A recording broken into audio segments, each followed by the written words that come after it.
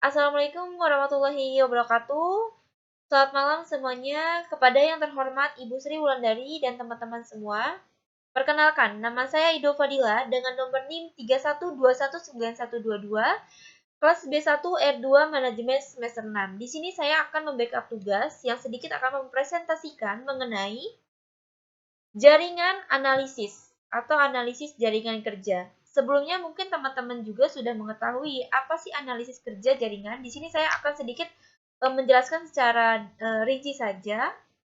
Oke, analisis jaringan kerja adalah penelaahan atau analisis hubungan ketergantungan antara bagian-bagian langkah gerak yang dimulai dari awal sampai akhir pekerjaan yang merupakan langkah secara keseluruhan. Dan untuk analisis jaringan kerja juga memiliki ciri. Yang pertama adalah hubungan ketergantungan diwujudkan dalam bentuk diagram.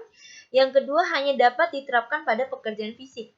Lalu dia juga memiliki manfaat. Yang pertama ada pemikiran pelaksanaan kerja secara keseluruhan, kemudian memutuskan. Yang kedua, langkah yang dapat dikerjakan bersamaan. Yang ketiga, langkah yang harus menunggu langkah lainnya selesai.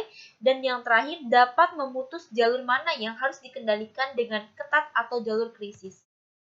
Di sini juga ada simbol diagram network. Di sini ada bentuk lingkaran atau bisa disebut dengan node atau bisa disebut dengan event. Langkah lingkaran ini tandanya peristiwa atau kejadian, yaitu permulaan atau akhir dari satu kegiatan.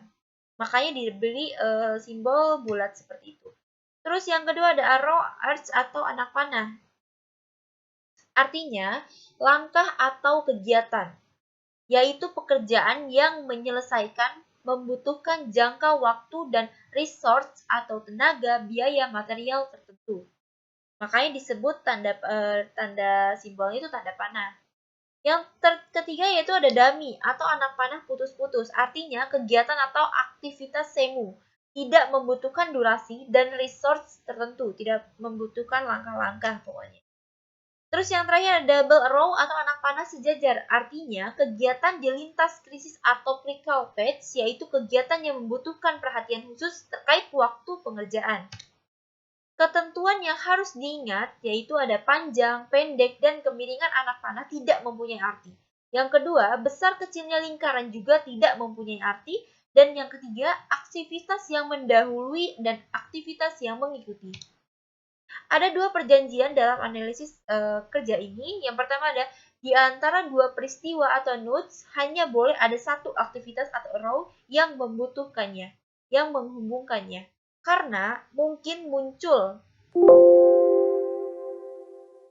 kesulitan, maka perlu dibuat satu node lagi atau aktivitas semu dan dummy.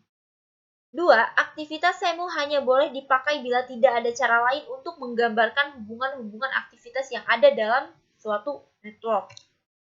Langkah membuat diagram jaringan dan mengetahui critical paths itu ada berbagai langkahnya. Yang pertama ada buat tabel jaringan kerja terlebih dahulu. Terus yang kedua buat diagram jaringan kerja. Yang ketiga tentukan jalur-jalur penyelesaian. Yang keempat hitung tiap jalur dan tentukan critical paths-nya.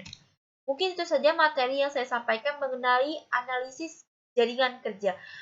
Mohon maaf apabila ada salah kata. Wabillahi taufiq wal hidayah. Wassalamualaikum warahmatullahi wabarakatuh. Itu nomornya.